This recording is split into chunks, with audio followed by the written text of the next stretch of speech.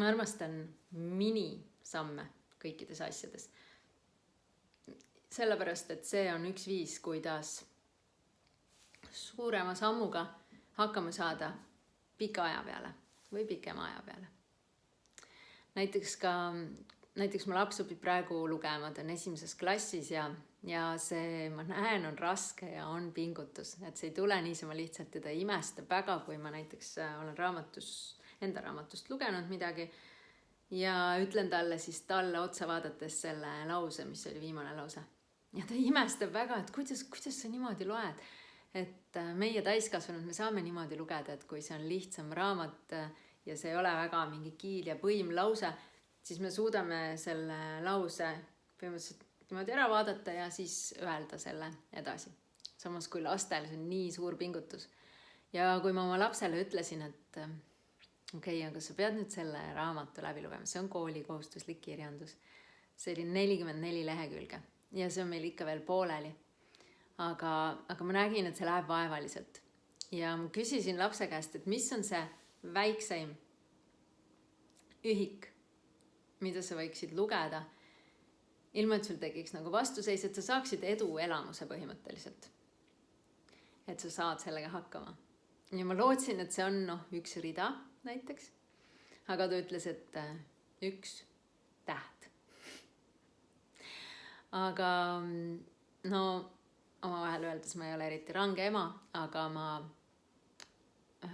püüan oma parimat siis nende samade väikeste sammudega, mida ma ütlesin, et ma hindan nii enda elus, kui siis oma lapse elus, kui siis ka mingites rollides, nagu ema rollis näiteks. Ja ma ütlesin talle siis, et okei, 1 täht, aga sa pead mulle lubama, et kui sa oled sellega hakkama saanud, siis sa teed midagi, mis nagu väga-väga rõõmustab sind või tähendab, teed midagi, mis sinu aju jaoks näitab, et sa oled väga-väga rõõmus ja üliägeda asjaga hakkama saanud. Ja siis ta lugeski selle 1. tähe. Aga hea asi nende väikeste eesmärkide, väikeste sammude juures on see, et kui ta oli 1. tähe lugenud, siis ta tegelikult tahtis teada, mis sõna see on. Ja kui ta oli selle lugenud, siis ta luges veel vist umbes 2 sõna. Ehk siis ta luges oluliselt rohkem, kui ta endale eesmärgiks pani. Ja siis ta rõõmustas, et ta sai hakkama. Ja sellest ajast peale ta loeb vabatahtlikult nagu pool lehekülge korraga. Paneb endale järgmiseks korraks järjehoidja sinna paika ja loeb siis järgmine kord just sinnamaani. Ja väikesed sammud sobivad minu meelest ka täiskasvanutele väga-väga hästi. Ja näiteks kas või, kui ma neid videosid siin praegu teen, et ma mõtlesin, et ma panen ainult nagu selle 3 jala valmis ja siis lähen jalutama. Aga mul tekkis sisu midagi sinuga jagada ja sulle juba öelda. Ja nüüd see on tegelikult juba 3.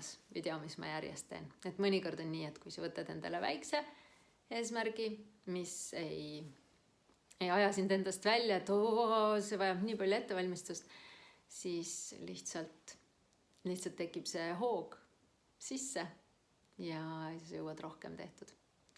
Aga kui võtad väga suure eesmärgi, siis jääd selle pärast muretsema, et oi, eelmine kord see oli ka nii raske ja nii suur töö ja nii palju tegemist ja nii suur asi ja nõuab nii palju eneseületamist, et sa jäädki hoogu võtma põhimõtteliselt. Ja sellepärast ma armastan seda väikeste sammude ideed ja need väikesed sammud algavad 1. sammust.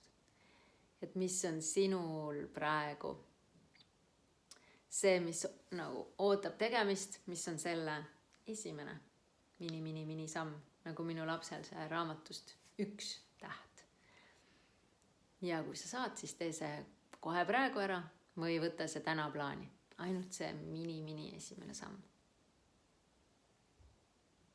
Mina olen Merit Raju, ma olen kirjanik, elustiili disainer, ettevõtja ja ma fännan tervist, teadlikku elu, oma aja, energia, tervise ja raha kulutamist teadlikult ja sellist lihtsat ja õnnelikku elu, mille jaoks ei ole vaja mingeid väliseid välist sära liiga palju. See sära lihtsalt tuleb seestpoolt.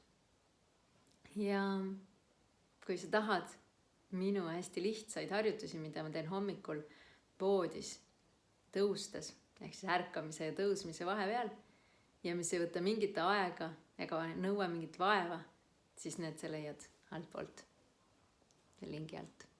Aitäh!